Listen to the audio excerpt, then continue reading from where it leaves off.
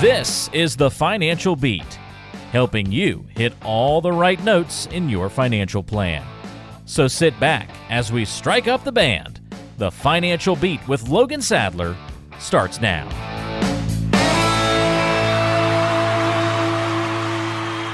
Welcome to the Financial Beat with Logan Sadler of Brigary Financial. I'm Rod Stutz, and we're going to talk about getting you to and through retirement. Of course, that's what we always talk about on this program. Logan, how's it going? Doing good, Ron. Like you said, I'm ready to talk about some fun retirement education and help some of you out there get to and through retirement. Ready, willing, and able to rock and roll all night. And we appreciate everybody joining us on the show today. First of all, let me put your phone number out there for folks who would like to have one of those discovery visits, those get-togethers with you. It won't cost them anything, won't obligate them to do anything at all beyond that. 888-823-PLAN. 888-823-PLAN. That is 888-823-PLAN. Write down that number, and you can call that number even during the show. Leave your name and phone number, and you'll get a call back, and then you can soon be sitting in front of Logan Sadler and having a conversation about your individual financial situation. But we'll get back to that.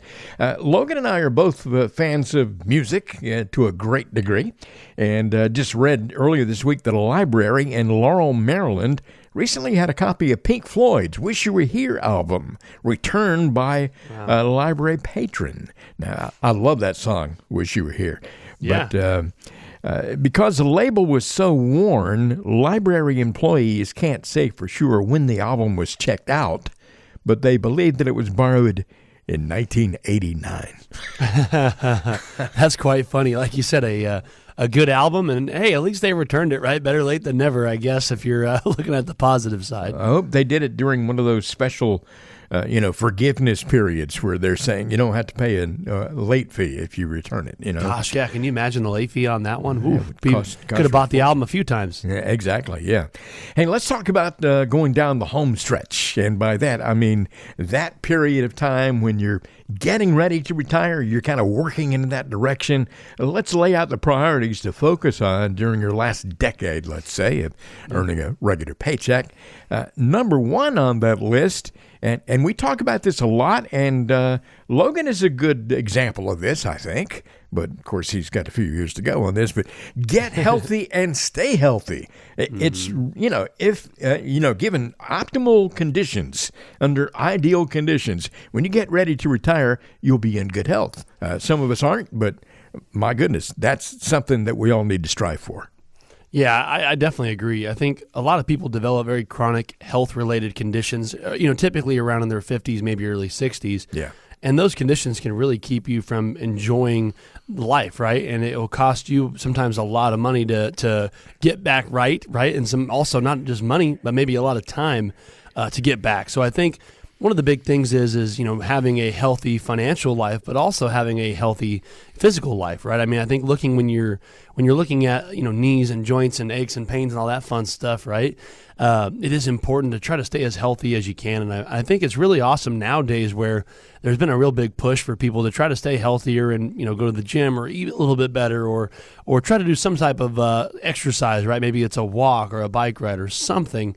And I think a lot of that is very important to transition into retirement because you could have all the money in the world, right? But if you can't walk and travel and do the things you want to do, it's not going to be a very successful retirement in your opinion, right? And you're in your eyes. So I think having that health is one of the most important parts. I actually had a very wise client of mine tell me the other day. It was funny. We were talking about he had a big expense come up, and he had a big roof leak with a lot of the rains that's been going on. Yeah. And he told me, I said, man, it sucks when problems like that come up, doesn't it? And he said, Logan, it's not a problem if you could throw money at it and it gets fixed, right? Yeah. And I go, that's a very, very good way to look at it. He goes, it's the ones where you can't throw money at it to fix, those are the real problems, right? Yeah, exactly.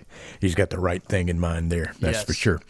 You're after a period of time, no matter what great shape you're in, your body starts to go downhill a little bit. Yep. At a certain point. Sometimes a bigger hill than you might want, right? Exactly. Yeah, that's right. Another thing, and you and I have talked about this so many times on the show, folks retire and don't have, all of a sudden they're going to have all this free time on their hands. They're not having to go into the office every day or whatever they did during work. You need to determine what you want to do with all your free time. Yeah, very, very well said. And like you said, we've had a lot of in-depth conversations about this because, do you have travel plans? Do you have hobbies? Do you have family or extended family you want to spend your time with, like kids, grandkids, things like that?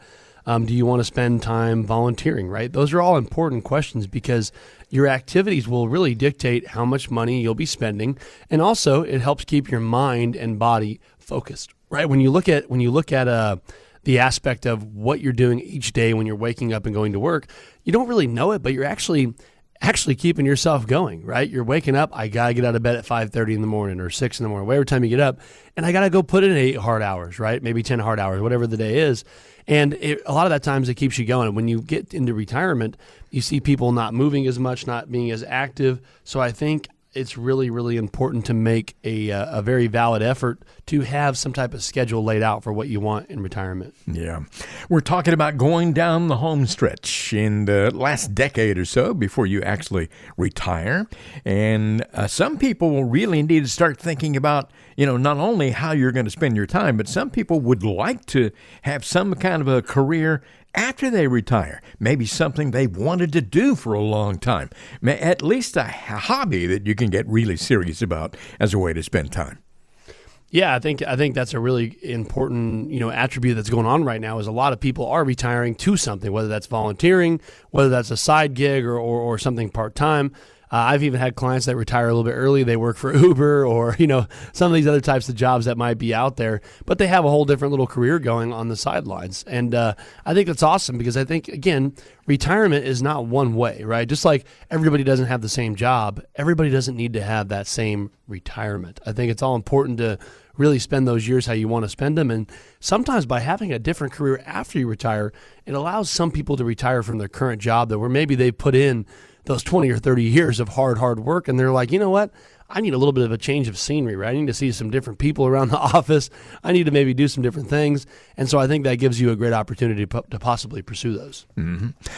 Also, here's something to think about. Take advantage of opportunities to save more. Maybe your expenses aren't as high as they were. You're not having to get your, clothes taken care of at the dry cleaners and things like that. Yep. There are some opportunities out there that maybe you can pursue in order to put some more money aside and make yourself more comfortable. Yeah, no, great point. I mean, we talk about it a lot. People in their 50s and 60s in that time frame right there, right? A lot of the times they're making more money than they probably made in past years.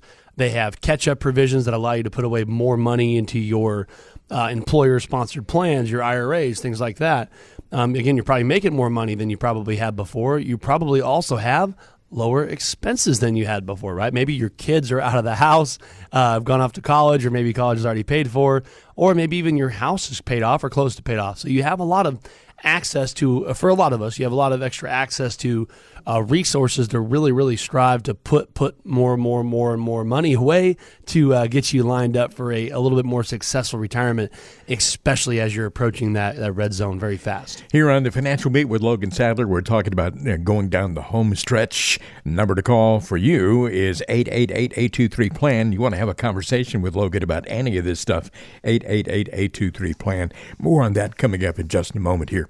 Another good thing to strive for, and a lot of people aren't really able to do this, but an ideal situation would be if you can retire without owing anybody anything. Retire debt-free. And that's one thing that Logan can work with you in trying to move those debts down, to get rid of some of those things so that you're in a great situation when you do retire.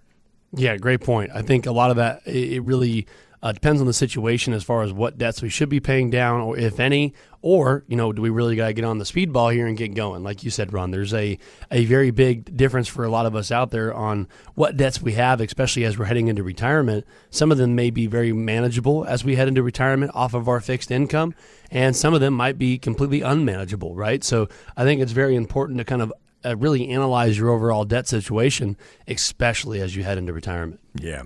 And one more thing I wanted to mention here, and this is so important, as we have discussed, multiple times on this show, it's a good idea.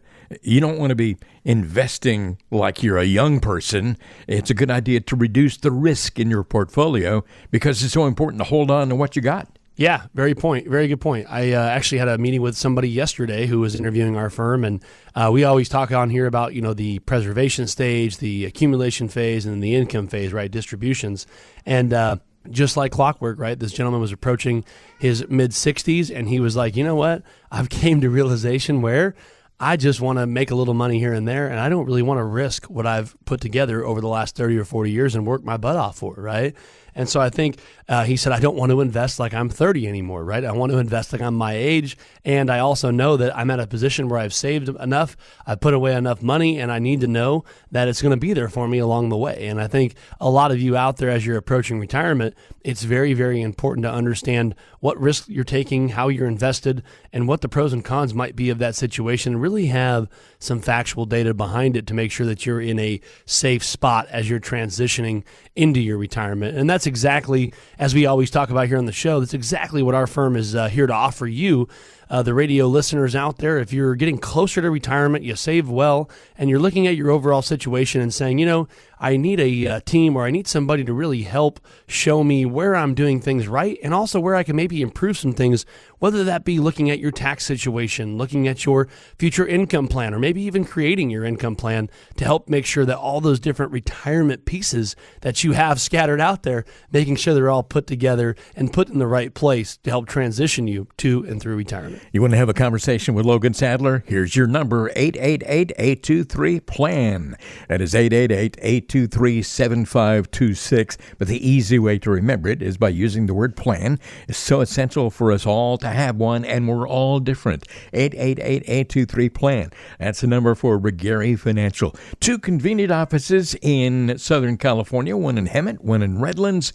And if you'd like to have a conversation with Logan, it won't cost you anything and won't obligate you to do anything at all beyond that initial conversation. I'm Ron Stutz along with Logan Sadler. You're listening to the Financial Beat, and we will be right back.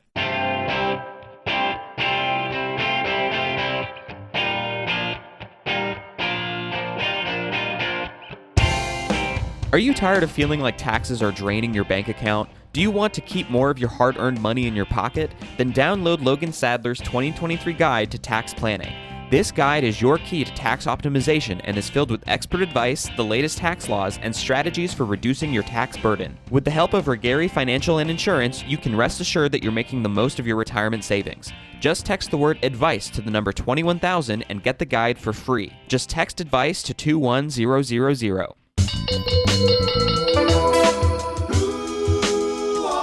It's getting to know you time. You're listening to the Financial Beat with Logan Sadler. And Logan, this is our Getting to Know You segment of the show. I always love doing this because we find out, we unpeel some of the layers of your personality. So, Good and bad. How much do you know about your family tree? You know what?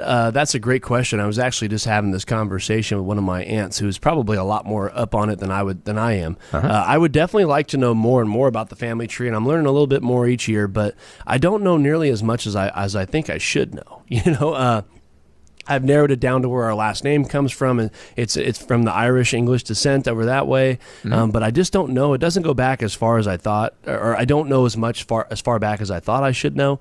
And it's funny because a lot of you guys out there with these Ancestry.coms and things of that sort, it's so interesting because a lot of us have heard, I have some Native American, and then you do those tests and it comes back you don't have any, right? So it is quite funny. So I'm looking into doing that, and same with my wife, because our grandparents have both done it, and we were interested to see how much of each of that we got. So to answer your question shortly, I don't know as much as I thought I should know. Yeah, all these years of my last name being Stutz, I assumed it was German.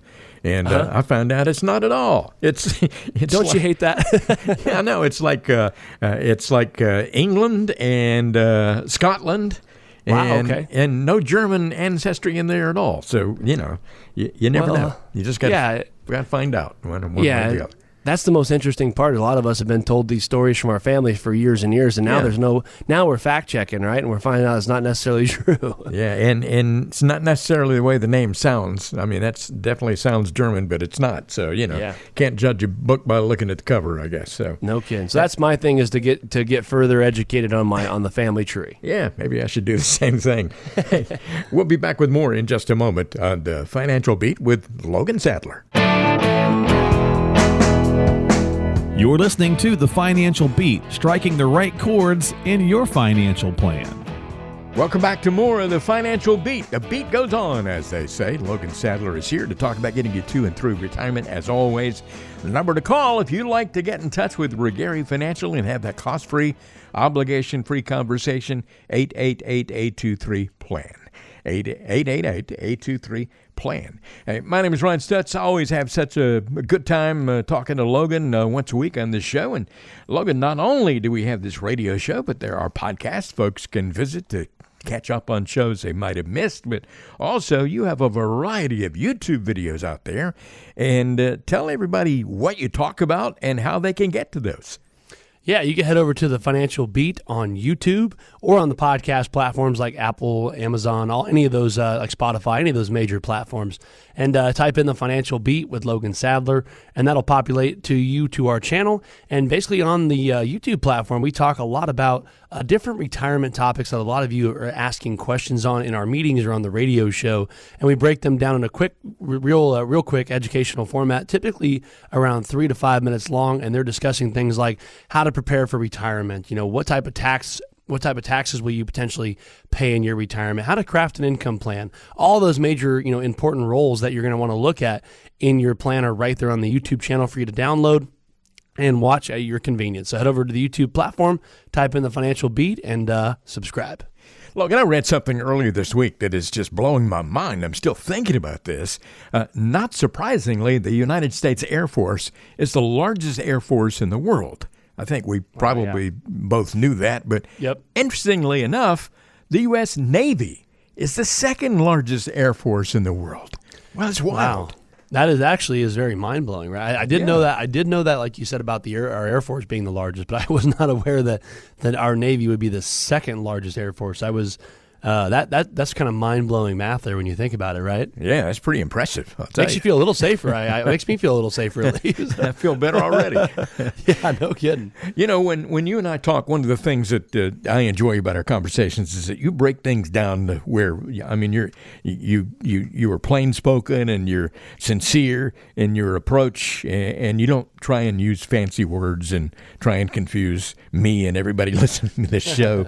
But there is certain financial jargon out there that a lot of advisors use these words sometimes, and maybe people don't fully understand them. At the same time, they're embarrassed to ask, what they mean. But sometimes financial advisors can be guilty of using words and terms that the average person might not really understand at all. So in this segment of our show, explain, if you would, what people mean by some of these terms that get thrown around a lot. And we'll start with the beginning of the alphabet here. How about asset allocation? What in the world does that mean? Yeah, great point. So, like you said, a lot of people come into our office, and they're when I go to the doctor, sometimes I leave there with a headache, right? They say so many different terms and things like that. Yeah. And I try to make our meetings and our conversations not like that, right? I want people to understand what we're talking about and making sure they're involved in the conversation. And back to your question there, as far as what asset allocation is you'll hear a lot of advisors say, "Oh, well, your portfolio, the way the asset location is," in that basically what they're saying is the investments you have, how they're diversified, right? Your asset allocation is what investments do you have inside the portfolio and how are they allocated, right? So do you have money overseas in large cap stocks, small cap stocks, bonds, treasuries, right? Annuities. Where is your money sitting and how is it allocated is basically what they're trying to break down with asset allocation. Yeah. Also, risk tolerance. Now, you and I talk about that a lot, about the amount of risk that somebody has in their portfolio or whatever. But what exactly does that mean, risk tolerance? Yeah, my favorite thing is when we talk with clients when they come in for our discovery meeting. One of the first few things we talk about, is hey, you have assets, you put money away, and when are you retiring? You're married, have kids, all the fun stuff, and then we talk about risk. And I'll ask them. And I always like to ask this because some people have a pretty good idea and some have zero idea, right? And I'll say, what is your risk comfort level, right? What is your risk tolerance? And a lot of people will say, well, I have no idea, right? Or what should I be? Or, right? Yeah. And basically what risk tolerance is a way to measure your overall risk and you're really what they're trying to say is your willingness to take some chances with the investments, right?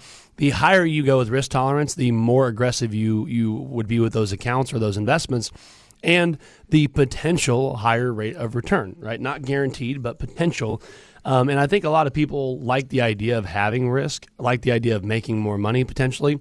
However, not everybody is comfortable with the potentially higher downside, right? Sometimes the investments that are higher risk have less of have more of a reward potential, but they could have a whole lot more volatility of ups and downs. So understanding your risk tolerance is basically saying what level of risk are you comfortable taking with these investments? And we have a very detailed process where we'll go through with each of our clients to make sure they understand exactly what their risk tolerance is. Okay, RMDs. That's something that is heard a lot on this show and in general conversation. There's a period of time where you have to start taking your RMDs, but some folks listening to the show, maybe for the first time, might not know exactly what that means. Yeah, I always joke.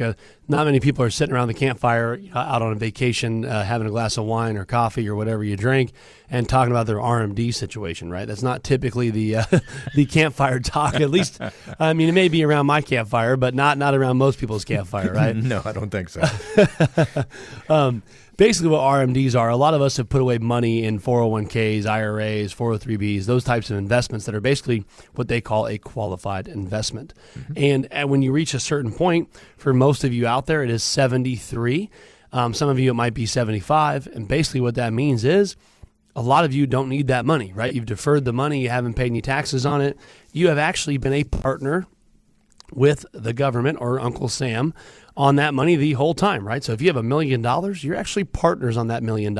And when you hit the age that they determine, which currently is 73 for most of you, it becomes a time where they say, listen, we haven't paid any tax on any of that money. Let's go ahead and start taking it out year by year, right? So they mandate a percentage of that money you have to start taking out every year. It's a little over it's right around 3.5%, give or take, is where you start taking out each year. So if you have $1 million, you start taking out, a little over $35,000 a year, and it would increase each year. So RMDs are one of those things where if you have 401ks, retirement plans, and you're approaching that age, or even if it's a little bit further out and you're younger, there's some very important planning that you need to be doing now to make sure you're getting ready for that coming down the road. Okay. And another conversation you might have, probably not sitting around the campfire, you're probably not going to talk about basis points, but what are basis points? Tell me, would you?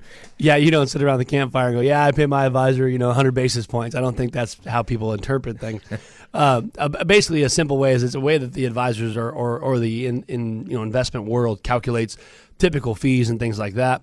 What a basis point essentially is let's say if I said 50 basis points, that's a 0.5%. Right? If I said 100 basis points, that would be 1%. So it's just basically a calculation that they use to talk about fees or cost or things like that inside of certain investments or management fees and things like that. But basically, think about it.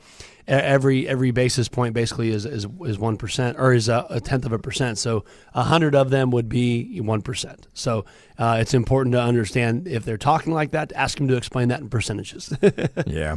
One more I wanted to mention here. Actually, I got a few more here. But how about small cap, mid cap, and large cap? What's all that about? Yeah, a lot of people are looking at their investments and they're like, what the heck is a large cap? What the heck is what the heck is a small cap? All these different types of things.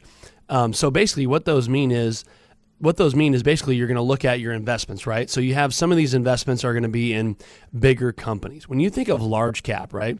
Think of things that are large, huge corporations, right? You're going to look at things like, like the Costco's, Amazon's, NVIDIA, Tesla, right? Anything you drive by that's got a very, very big building, or if there's a lot of big buildings all over the United States or maybe even globally, those are the big companies, right? Those are different asset or companies in those funds or in those categories.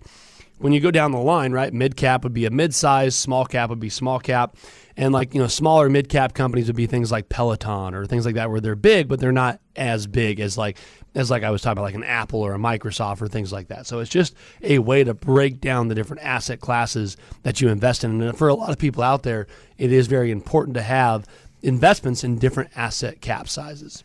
Yeah, sometimes it's good to put things into categories, and you can, Yep. understand them a little better that way. Another one here. How about ETF? First of all, what does that stand for, and why is it so important for us to understand all that? Yeah, great point. ETF stands for Exchange Traded Funds. Now, what that means is it's basically like a mutual fund where you buy a basket of securities. Now, what are securities? Basically stocks or bonds or positions.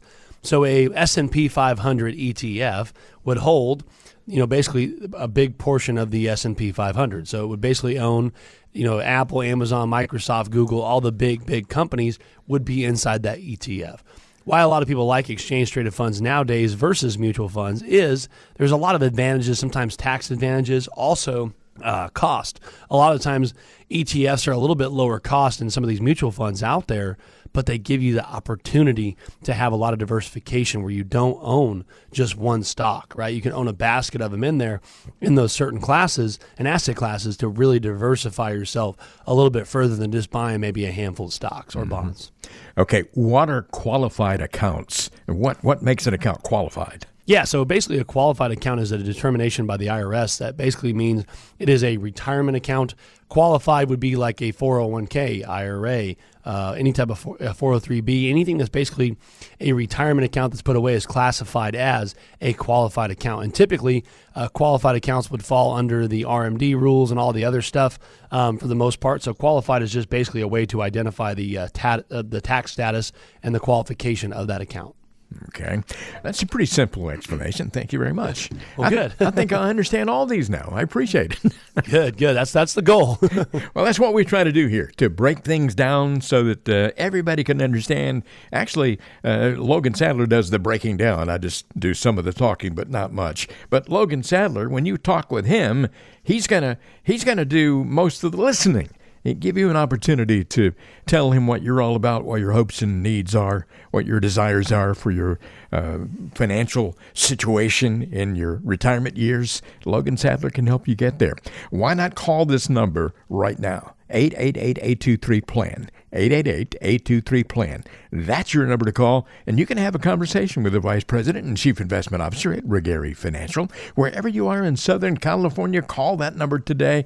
First of all, write it down so you don't forget it. 888-823-PLAN. Call that number, leave your name and your phone number. You'll get a call back, and then you can set a convenient time to have your conversation with Logan. No cost, no obligation. Remember that Logan Sadler and the folks at Regari have great partnerships with local CPAs, attorneys, real estate agents, mortgage lenders, even Medicare specialists to help offer you well-rounded guidance in everything financial. Get a discovery meeting at no cost. 888-823-PLAN. We'll have more coming up in just a moment. We're talking about getting you to and through retirement, as always, on the Financial Beat. We'll be right back.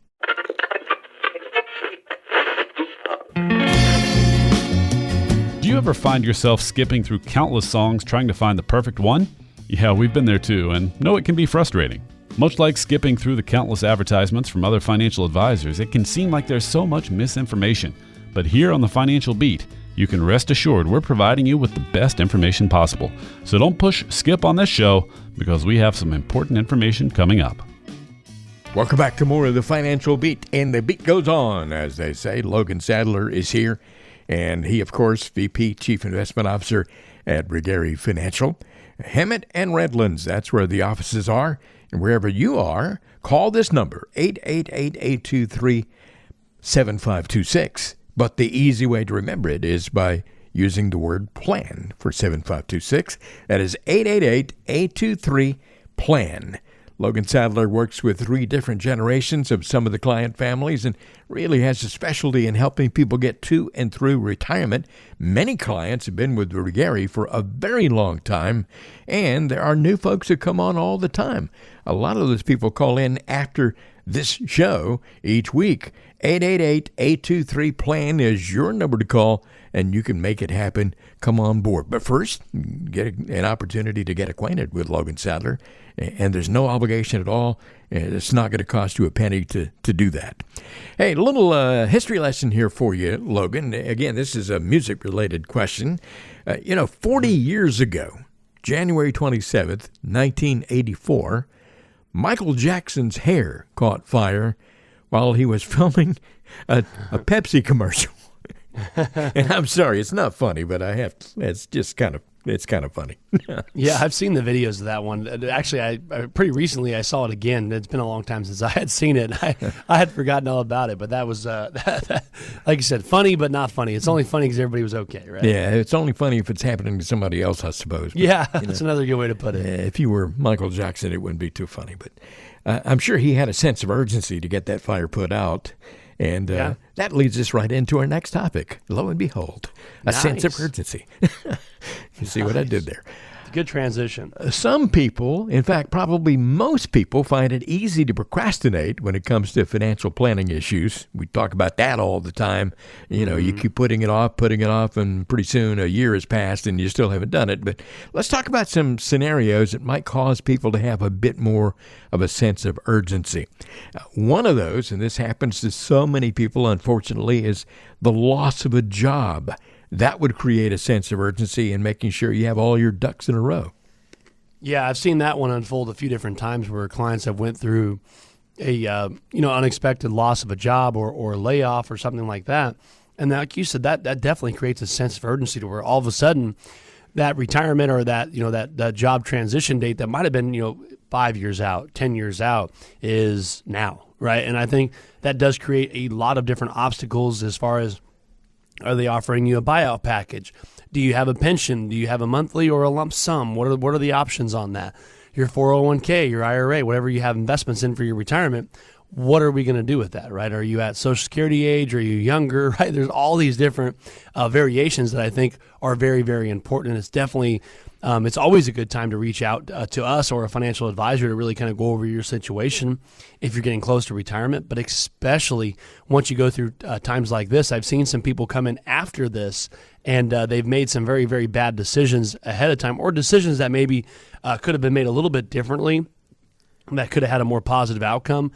So it's always important to reach out to somebody during these times and really make sure you're going over what some of the benefits might be of doing things a little bit differently or looking at things through a different lens.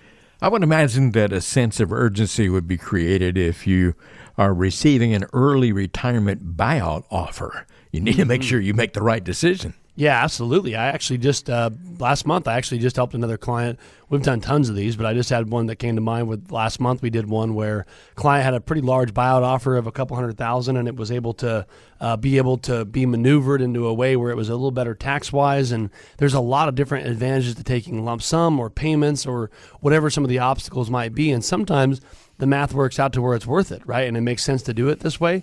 Or sometimes the early buyout offer isn't necessarily as lucrative as it might sound when you actually run the numbers. So I think it's definitely important to really look at how that's going to factor in. Obviously, we should all have a sense of urgency when we have a rapidly approaching retirement date. The closer you get to it, the more urgent you ought to feel about that. Yeah, great point, right? I had met with a few people this last, I'd say 6 months or so, that a couple of them from the radio where their retirement date was this year, right, or in 6 months, or 3 months. And so I think it's important to where you want to typically reach out a little bit earlier than that to make sure all your ducks are in a row, make sure anything we could be doing ahead of time to make sure the plan is structured and put in place is typically the better opportunity. People always ask me, what is the urgency to reach out or to make that phone call or to do this, right? I always say the more time that we have with our clients, typically the better off we could be, or at least the more we'll know of what to expect coming down the road as far as your retirement plan. You're listening to the Financial Beat with Logan Sadler of Regary Financial. 888-823-PLAN, 888-823-PLAN. A sense of urgency. We all get it. The closer we get to retirement, you want to make sure that everything is in order. And one thing that can really throw folks for a loop is coming down or being diagnosed with an illness that changes your career trajectory. Maybe you're not going to be able to work as long as you thought you might be able to. Yeah, there's a lot of unfortunate scenarios, right, where that does happen. Some of us may know people in that situation. I know I've definitely helped some people through that situation many times, and it's one of those things where it's something we never see coming, right? And it creates a huge sense of urgency, especially if you're married and have kids and all that stuff, where you really got to go over some of the obstacles as far as what should we be doing now to set ourselves up if this were to go bad quick, but also if we're around a long time, also how is that going to factor in, right? We don't want to make any irrational decisions on just today. We want to make sure we're still focusing on tomorrow, but making sure that everything's within reason. And I think that's one thing where having a sound mind to be able to guide you and your family through those types of situations is extremely, extremely valuable. And another extremely sad topic to talk about here is the death of a spouse. You need to have everything in order in advance to make sure that financial situation is handled perfectly. Yeah, great. Another great point where when you look at your overall situation, that's one thing I actually like to go over with our clients when we're looking at our financial plan. Hey, you know what? This plan is absolutely perfect. It's built pristine, right? It's as good as it can get. Sure. However, what happens if one of us passed away, right? So let's say we had the plan ran to where we're both going to live till 92, let's say. What happens if Bob passed away at 72? Right? How does that change the plan? In some cases, I've seen it not change the plan at all, right? We have plenty of money, plenty of income streams, our debt's low, everything's going to be reachable, we still have a tax plan. However, I've seen some situations where if we do that, the plan goes from a 99% success rate to a 10% success rate, right? So that would mean, wow, we got to do some things here to making sure we're able to insulate ourselves and protect ourselves if something were to happen to Bob, right, or to Janet or whoever it is, right? Mm-hmm. And I think the earlier you can plan for that, the better. And I think a lot of the times having an advisor to be able to bring up those conversations that aren't always the fun conversations to have, however, they need to be had. Yeah, absolutely. And one more thing, and this is what a lot of people think of when it comes to, sudden changes, sudden things that happen to the market, all this kind of thing. If you have a market crash, that's you need to be hoping for the best and planning for the worst so that the market crash doesn't hurt you more than it absolutely has to.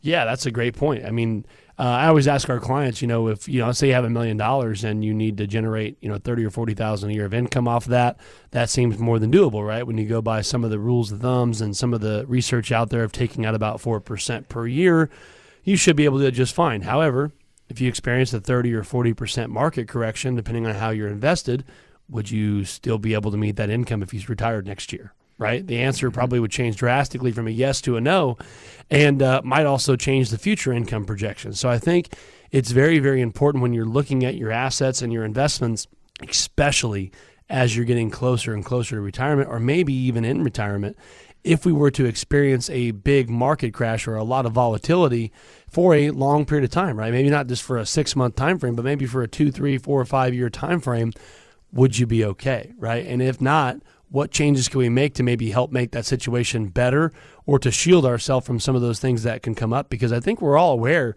the market does go down, right? It also comes up, but it also goes down. Yeah. And so I think it's important to make sure as you're out of your younger years and into your retirement years that you're setting yourselves up for something that is going to be able to be reachable. And I think that's one of the things we like to cover with a lot of our clients is, are we in a situation where we still can take risk? And sometimes the answer is yes.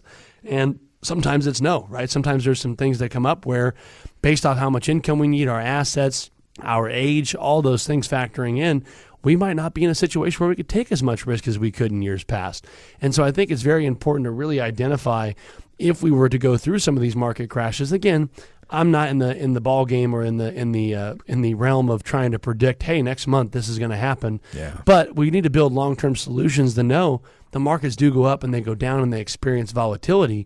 And so making sure we're insulating ourselves and protecting ourselves to where we're going to be able to not only get into retirement, but get through retirement is really a lot of the value. And that's a lot of the stuff that we talk about and really bring to light with our clients. So if you're one of those people out there that's getting close to retirement, maybe you just started for retirement, you got a good chunk of change saved for retirement, are really looking for someone to help navigate you through this tricky time, definitely give us a call. And I think you'll see a lot of the value that we could bring to your retirement. If you'd like to have a conversation with Logan Sadler, won't cost you anything, won't obligate you to do anything at all beyond that conversation, 888-823-PLAN is your number to call. That number is for Regary Financial with offices in Redlands and Hemet, and wherever you are in Southern California, use that number to get in touch, 888-823-PLAN.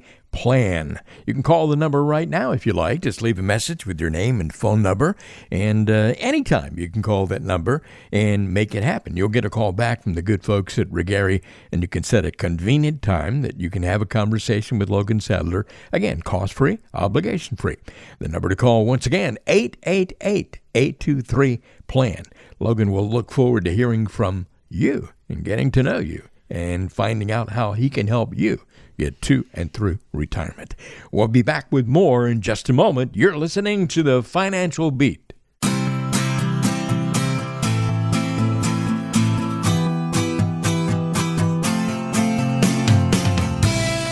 Did you know music is good for the heart? A study at a university in Italy showed that music helps promote a better cardiovascular system. But we also know that a sound financial plan is good for peace of mind. Keep listening to The Financial Beat so we can help you find a plan that both your head and your heart can agree on. We're back now with more of The Financial Beat. Logan Sadler is here. He's the star of this show every single week. And hey, don't forget to check out Logan's podcasts that are available wherever you listen to your podcasts, and also YouTube videos. Go to YouTube and you can search for The Financial Beat. A whole bunch of stuff will pop up there. A lot of good ways to get information from Logan Sadler at Regari Financial. Again, the phone number to call if you'd like to have a one-on-one conversation with Logan is 888-823-PLAN. 888-823-PLAN. You can call and get a no-cost and no-obligation conversation with Logan. It doesn't matter where you are, in Rancho Cucamonga, Beaumont, Temecula, La Quinta, wherever you happen to be. Call that number, 888-823-PLAN, and you can set it up. You'll get a call back, and then you can set a convenient time to have your talk with Logan. Again, won't cost you a penny. Let's one of these silly getting to know you questions. We throw these in from time to time because we want you to get to know Logan a little bit better, how he thinks and what he's like. I can tell you, pretty much what you hear is what you get. He's a good guy. You'll enjoy talking to him. But Logan, here's a question that might be a little difficult. I don't know how many close friends you have, but in your mind, how many close friends is ideal? Yeah, that's a good question that I think would probably vary depending on who you asked, right? Yeah. But I would say probably 4 to 5 really close friends is probably as many as I think one person could tolerate, right? Or stay in contact with, right? Yeah. Yeah. And I would say with myself, I probably fall right in that range. Right, 4 to 5 really, really close friends, and then a bunch of really good friends, But having those ones that really are there for you, and you do a lot of different things together. Sometimes you have a golfing buddy, right, or someone you go fishing with, or whatever it might be. But that might be the only time you see them, right? You might not do like family dinners together or things like that, right? So I think it's important to have those really, really close friends, and the ones you do have. A lot of the times, as you get older, you realize that it's harder and harder to keep those types of relationships going. As I have realized over the years, and you and I have discussed this, I think, that answer for that, it may be a little different for men than it is for women. Women do a much better job of keeping in touch with their close friends they do. Than we do. I agree. I'm just terrible at that, especially if we're not in the same town or whatever, so. Yeah, I agree. Let's get to the mailbag here. Got some great questions from our listeners, and we say mailbag, can be request line. Maybe we could call it that once in a while because these questions come in a variety of ways. Our first question today is from Robert in Yucaipa, and Robert says, would there ever be a reason to start my Social Security while I'm still working? Yeah, great question. Yes, there can be, right? I would say most of the time the answer probably is no, just because the tax implications and things like that on your Social Security, especially if you're not full retirement age and you're giving up the potential, increases and things like that could have an effect. But there is some reasons where I've told clients to take it early. Maybe it's one of those things where they have some government pension offsets programs that are in there, like the windfall and things like that are, if you have a government pension, that can potentially affect things, especially if one of you passes away, you might lose a big chunk of Social Security. Has been one where I've told some clients it may make sense to take it a little earlier. Also, potentially where you're in a year where your income is really, really low and you maybe need some extra money, right? That's a position where taking it early may be a good thing. And also the other one that might factor in there is if you're one of those people where unfortunately you might have extremely bad health and maybe you've gotten some bad news or something like that where you're not thinking you're going to be around a long time, that might be a good reason to take it maybe a little bit early as well too. So there's about 3 reasons I would say where it might make some sense.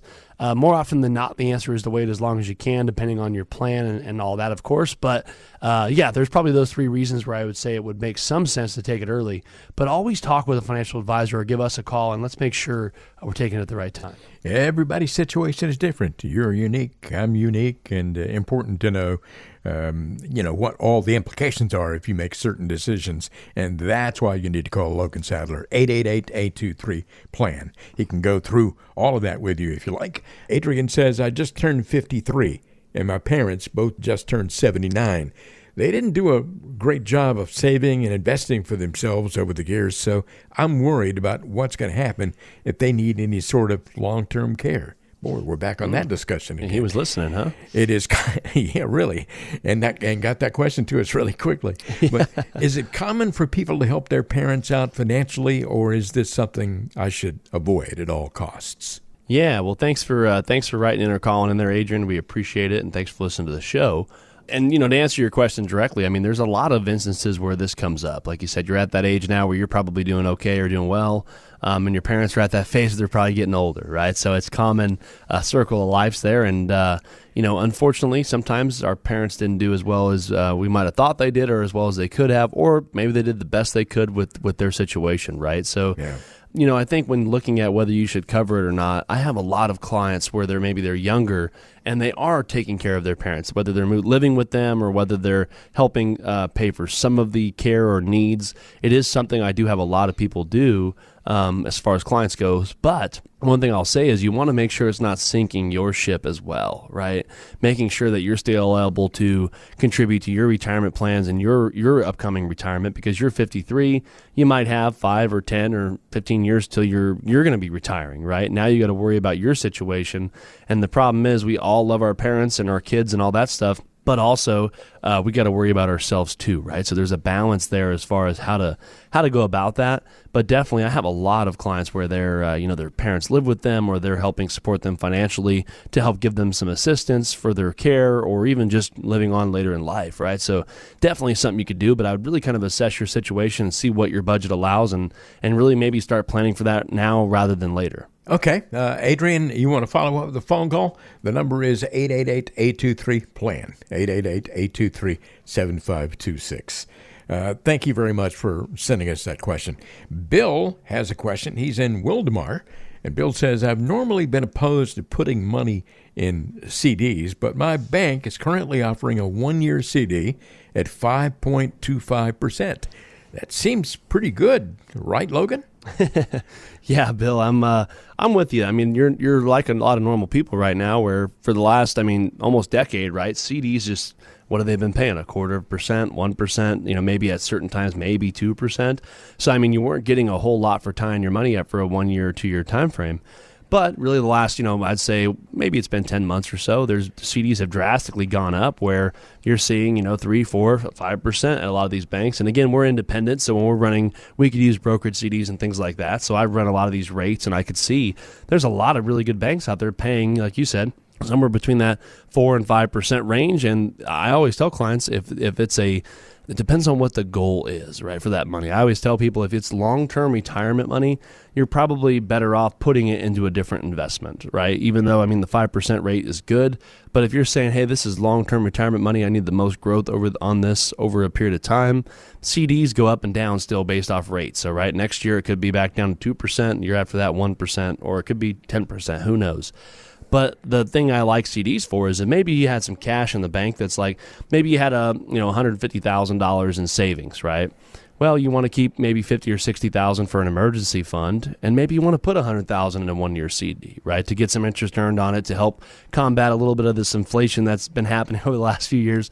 That could be a great idea, right? CDs are great for short-term money where we're trying to just earn some short-term interest, and we don't want to take on the risk of maybe some of the other investments out there. So you're probably not thinking too off, Bill, but definitely, like I said, make sure it fits your overall plan and looking at your situation. But I'm with you. I'm a little excited excited that finally we're seeing some safer money pay a little bit. So yeah, give us a call. I'd love to kind of walk through your situation and see if that's a great fit for you or not, or see if we can steer you in a better direction. Next question is from Highland.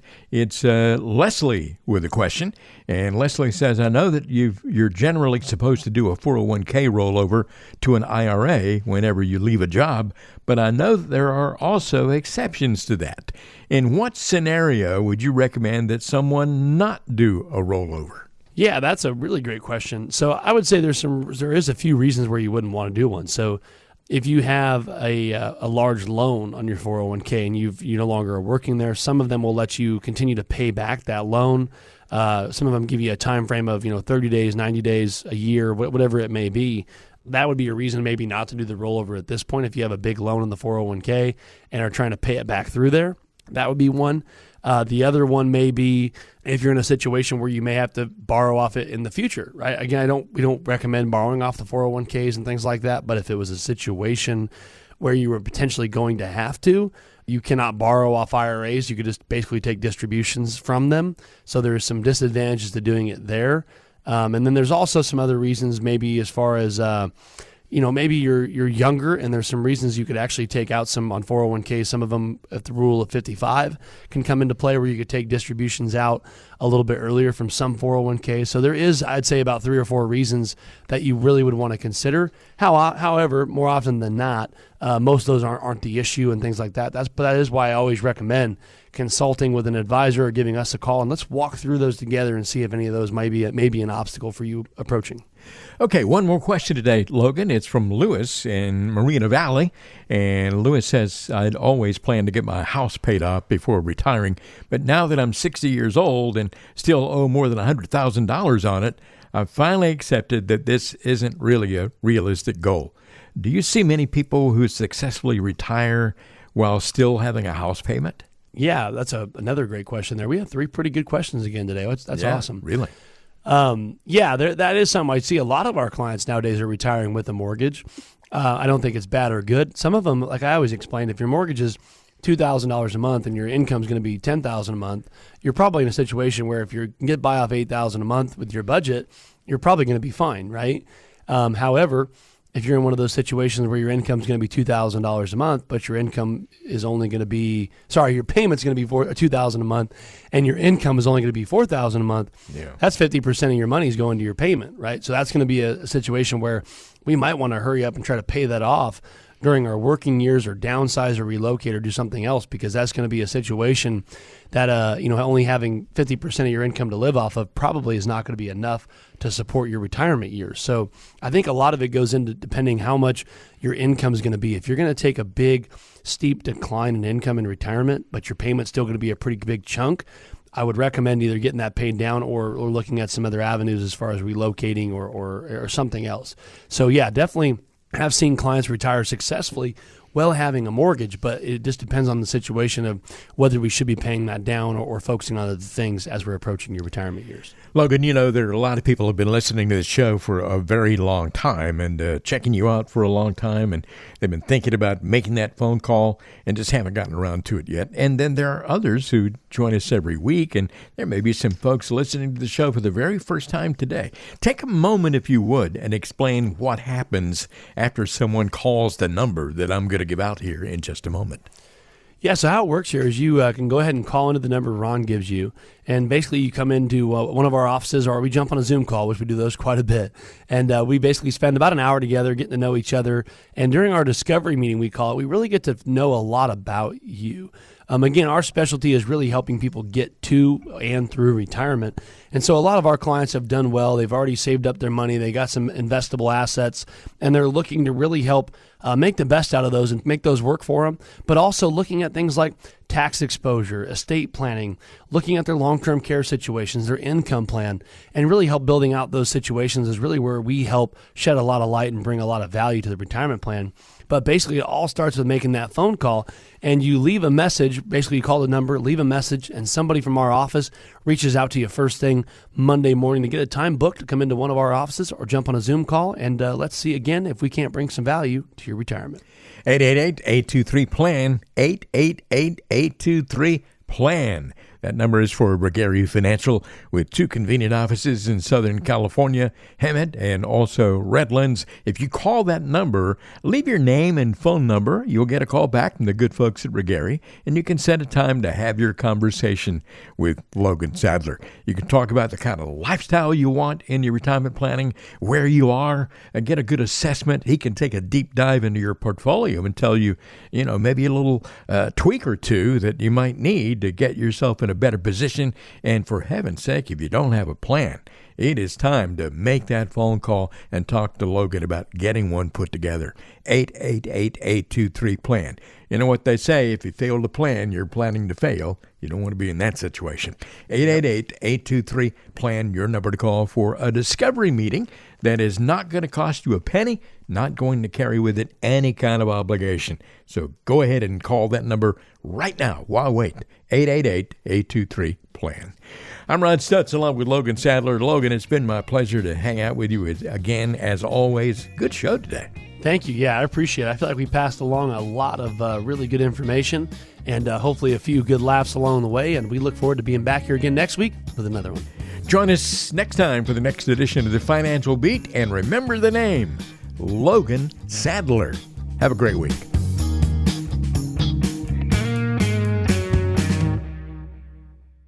Regary Financial and Insurance Services, Inc. and BD Financial Group, Inc. are separate and independent entities. The information provided in this presentation is presented for educational and informational purposes only and does not constitute financial, investment, tax, or legal advice, nor does it constitute an offer or solicitation to buy or sell any securities.